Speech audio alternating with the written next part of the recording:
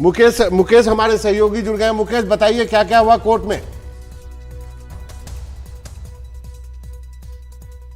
कि जो अरविंद केजरीवाल है उनकी तरफ से जो ईडी ने उनकी गिरफ्तारी की है और साथ में जो ट्रायल कोर्ट ने उनकी रिमांड दी है, इन दोनों चीज़ों को हाई कोर्ट में चैलेंज किया था और इस पर आज काफ़ी लंबी सुनवाई हुई। हालांकि ईडी ने बार बार ये कहा कि वो अरविंद केजरीवाल की जो पिटीशन है उस पर उनको रिप्लाई फाइल करने के लिए 3 हफ्ते का टाइम चाहिए। तो कोर्ट ने आज अरविंद केजरीवाल के जो लॉयर हैं AM सिंह भी उनको सुना। उन्होंने ये कहा कि जो अरेस्टिंग है वो इलीगल है। जो PMLA कानून है उसके तहत पहले ईडी जो है आरोपी का बयान दर्ज करती है, उसके बाद उसको अरेस्ट करती है, लेकिन यहाँ पर PMLA के तहत बयान दर्ज नहीं किया गया। चुनाव के ठीक पहले उन्हें गिरफ्तार किया गया ताकि वो चुनाव प्रचार न कर पाएं और ऐसा लगता है कि 2 जून के बाद वो छूट जाएंगे। ये भी कहा गया कि जो इस केस में गवाह हैं 3 गवाहों की गवाही पर जो अरविंद केजरीवाल है उन्हें गिरफ्तार किया गया और इन गवाहों को धमकाया गया, डराया गया और ये इन गवाहों ने बाद में पहले आरोपी थे, बाद में गवाह बन गए और उनके बयानों के बेसिस पर अरविंद केजरीवाल को गिरफ्तार किया गया। तो अरविंद केजरीवाल की ओर से इस मामले में काफ़ी बहस हुई, लंबी बहस हुई और ये कहा गया कि जो उनकी अरेस्टिंग है वो लीगल है और साथ में जो कोर्ट ने जो उनकी रिमांड दी है ईडी की वो भी लीगल है। दोनों चीज़ों को हाई कोर्ट में चैलेंज किया गया था। तो लंबी सुनवाई के बाद जो कोर्ट है हाई कोर्ट, उसने अभी कुछ देर पहले जो हाई कोर्ट का फैसला वो आ गया है और उस फैसले में अरविंद केजरीवाल को फौरी तौर पर कोई राहत नहीं मिली है। यानी कि जो मांग कर रहे थे कि जो उनकी गिरफ्तारी है उसको लीगल बताया जाए और साथ में उनकी जो रिमांड है वो भी लीगल है, तो उसमें हाई कोर्ट ने अभी फिलहाल कोई राहत नहीं दी है।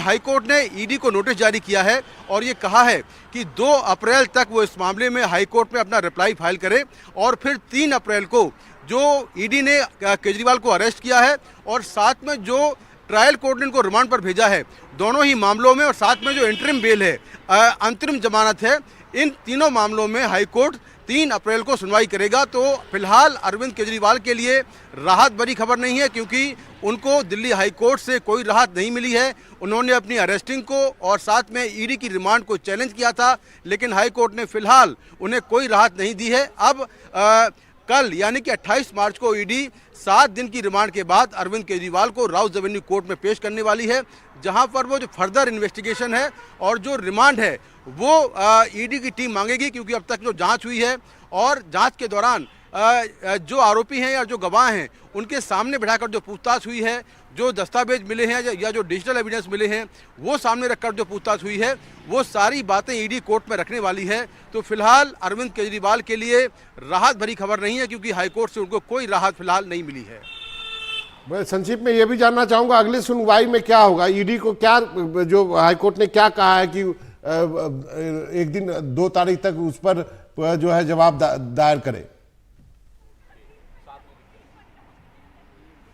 देखिए, बेसिकली जैसा मैंने कहा कि अरविंद केजरीवाल ने अपनी गिरफ्तारी को हाई कोर्ट में चैलेंज किया है, यानी कि वो कह रहे हैं कि जो गिरफ्तारी है वो इलीगल है, उनको गलत तरीके से गिरफ्तार किया गया। दूसरा, जो ईडी ने 7 दिन की जो उनकी रिमांड मांगी थी और कोर्ट ने जो रिमांड ग्रांट की थी, यानी कि ट्रायल कोर्ट ने जो रिमांड ग्रांट की थी अरविंद केजरीवाल की ओर से हाई कोर्ट में ये भी चैलेंज किया गया है कि जो रिमांड पर उनको भेजा गया है वो भी इलीगल है।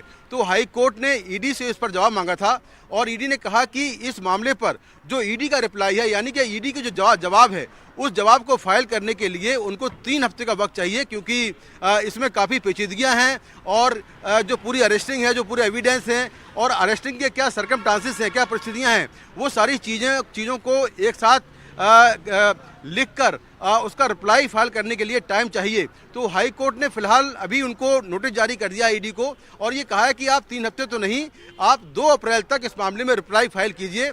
और आज जो है अरविंद केजरीवाल के वकील AM सिंघवी की ओर से दलीलें पूरी हो गई हैं। उन्होंने तमाम बातें कोर्ट में कही कि अरेस्टिंग इलीगल है, चुनाव प्रचार में रोकने के लिए ऐसा किया गया है, उनका बयान PMLA के तहत दर्ज नहीं हुआ है, कुछ गवाहों के बयान पर उन्हें गिरफ्तार किया गया है। तो अब इन सभी जो आज बहस हुई है पूरी, इस बहस पर जो ईडी है वो अपना जवाब 2 अप्रैल को फाइल करेगी और फिर 3 अप्रैल को अपना पक्ष कोर्ट में रखेगी कि जो केजरीवाल आरोप लगा रहे हैं कि अरेस्टिंग इलीगल है या रिमांड पर इलीगल भेजा गया है, उस पर ईडी का क्या रुख है, इस पर पूरा जवाब ईडी हाईकोर्ट में फाइल करेगी। उसके बाद देखना होगा कि हाईकोर्ट का रुख इस पर क्या होता है, क्या वो केजरीवाल को राहत देता है या फिर केजरीवाल को राहत नहीं देगा। ये 3 तारीख को यानी 3 अप्रैल को साफ होगा। लेकिन फिलहाल जिस तरह से अरविंद केजरीवाल की तरफ से कहा गया था कि उनको आज ही इंटरिम बेल दी जाए, उनको आज ही अंतरिम जमानत दी जाए, उसको हाई कोर्ट ने ठुकरा दिया है और फिलहाल उनके लिए उन्हें कोई राहत नहीं है। अब 3 अप्रैल को इस मामले की सुनवाई होगी, उसके बाद तय होगा कि आखिर अरविंद केजरीवाल का क्या होने वाला है, हाईकोर्ट का रुख इस पूरे मामले पर क्या रहेगा। शरद भी हमारे साथ जुड़े हुए हैं। शरद, आपसे ये जानना चाहते हैं कि आम आदमी पार्टी का प्लान बी क्या है, अब क्या करेगी आम आदमी पार्टी? सरकार ऐसे ही चलेगी? हाँ, देखिए, सरकार तो अभी ऐसे ही चलनी है, लेकिन उससे पहले बहुत इंपॉर्टेंट है कि कल सबसे पहले अरविंद केजरीवाल कोर्ट में पहली बार बोलेंगे। अभी तक उनके वकील अभिषेक मनु सिंघवी, विक्रम चौधरी और रमेश गुप्ता ये कोर्ट में लोअर कोर्ट में बोले हैं उनकी तरफ से, लेकिन खुद वो कोर्ट के सामने कुछ नहीं बोले हैं। एक छोटा बयान जरूर नहीं बोले हैं, एक छोटा बयान जरूर हुआ था कोर्ट में आते वक्त, लेकिन कोर्ट में उन्होंने नहीं बोला था। तो पहला तो यह है कि वो अब कोर्ट में बोलेंगे। आम आदमी पार्टी ये जरूर चाह रही थी कि अगर दिल्ली हाई कोर्ट आज राहत नहीं दे रही है तो उसकी याचिका को खारिज करे, ताकि वो आगे सुप्रीम कोर्ट में जा सके और नियमित रूप से जो अपनी सुनवाई है वहां पर करवा सके। लेकिन अभी मामला क्योंकि हाई कोर्ट में ही फंस गया है, तो ये तत्काल राहत आम आदमी पार्टी को नहीं मिली है। तो अभी सबसे पहले इंपॉर्टेंट रहेगा कि कल अरविंद केजरीवाल की जो ईडी कस्टडी है वो खत्म होगी। दोपहर 2 बजे दिल्ली की राउज एवेन्यू कोर्ट में उनको पेश किया जाएगा।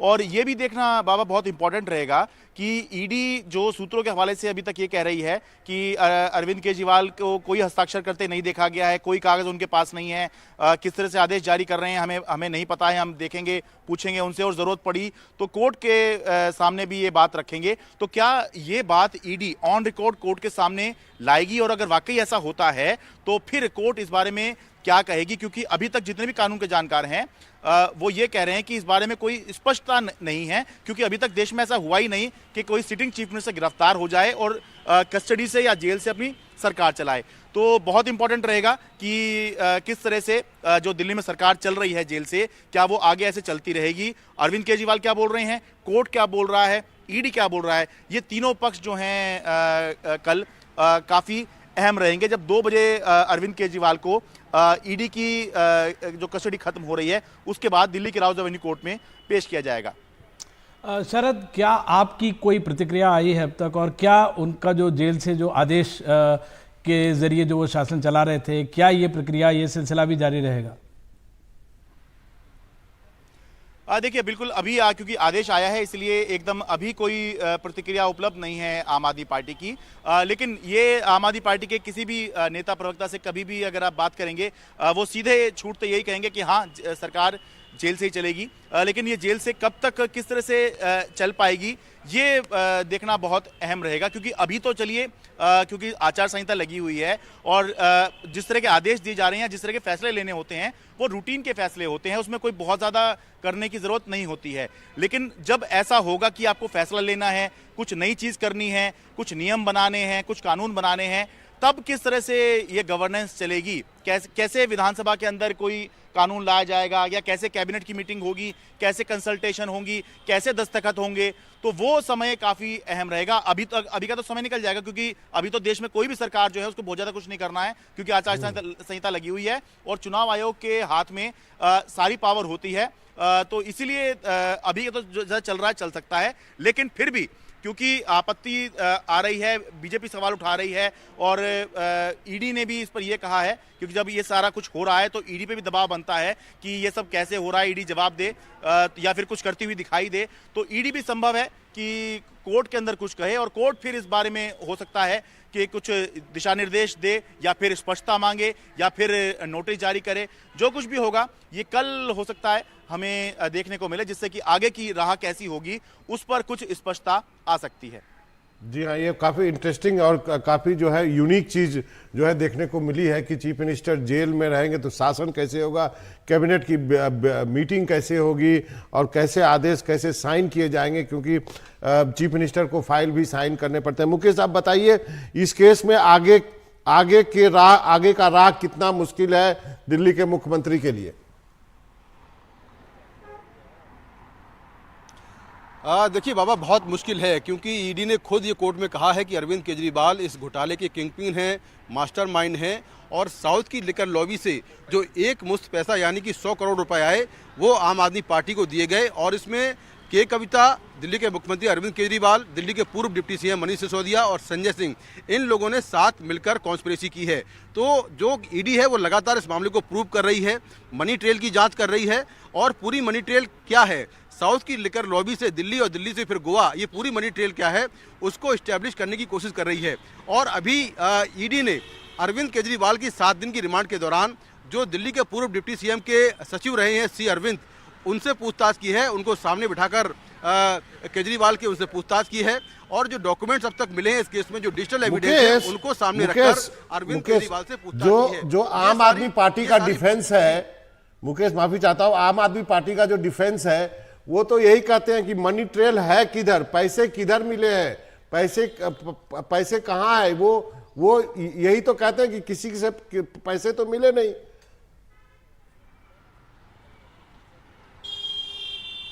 देखिए, ईडी का दावा ये है कि पैसे भले ही ना मिले हों, लेकिन वो इस बात को एस्टेब्लिश कर रहे हैं कि पैसा साउथ की लिकर लॉबी से आया और साउथ की लिकर लॉबी से आम आदमी पार्टी को होते हुए ये पैसा फिर गोवा चुनाव में इस्तेमाल किया। और इसको एस्टेब्लिश करने के लिए ईडी ने कई लोगों के बयान रिकॉर्ड किए हैं, जिसमें साउथ की लिकर लॉबी से 3 लोग, पी शरद रेड्डी, राघव मुगुंता और दिनेश अरोड़ा, जो कि पहले आरोपी थे, वो गवाह बन चुके हैं। उनके स्टेटमेंट हैं जो बता रहे हैं कि पैसा कहाँ से गया और कैसे आया। दूसरा, जो आम आदमी पार्टी को पैसा गया वो पैसा यहाँ से कैसा गया, उसमें यह कहा गया कि 45 करोड़ रुपए हवाला के थ्रू गया। जो हवाला कारोबारी है उसके स्टेटमेंट रिकॉर्ड किए गए हैं। साथ में जो गोवा में जिसके पास पैसा पहुंचा, जो आम आदमी पार्टी का कार्यकर्ता है, उसके बयान भी ईडी ने रिकॉर्ड किए हैं। तो ईडी ने पूरी मनी ट्रेल की एक ट्री बनाई हुई है, एक पेड़ बनाया हुआ है कि पैसा कहां से गया और कैसे आया। और सारी बातें लोअर कोर्ट से लेकर यानी ट्रायल कोर्ट से लेकर जो ईडी है उसने सुप्रीम कोर्ट तक में ये बातें रखी हैं।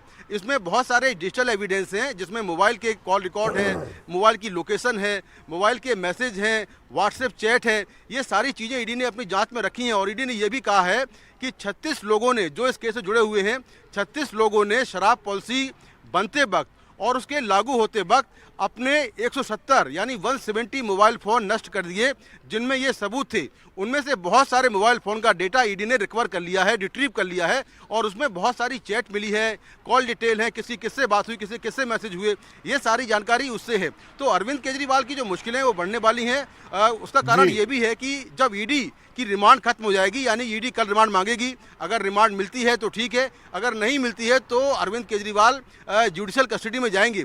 उसके बाद सीबीआई, जिसके पास ये केस है, जो शुरुआती केस दर्ज किया था सीबीआई ने 17 अगस्त 2021 को, और जो सीबीआई है वो इस मामले में क्रिमिनल एंगल यानी कि क्रिमिनल केस की जांच कर रही है, और वो भी अरविंद केजरीवाल को अपनी रिमांड पर लेने वाली है। तो ईडी के बाद अरविंद केजरीवाल सीबीआई की रिमांड पर जाएंगे, उनसे वहां पूछताछ होगी, वहां पर जो पूरा क्रिमिनल कॉन्स्पिरेसी है, इस मामले का आपराधिक पहलू क्या है, उसकी जांच जो है वो सीबीआई कर रही है। और सीबीआई अरविंद केजरीवाल का बयान भी इस मामले में दर्ज कर चुकी है। तो अरविंद केजरीवाल की मुश्किलें यहीं खत्म होने वाली नहीं हैं।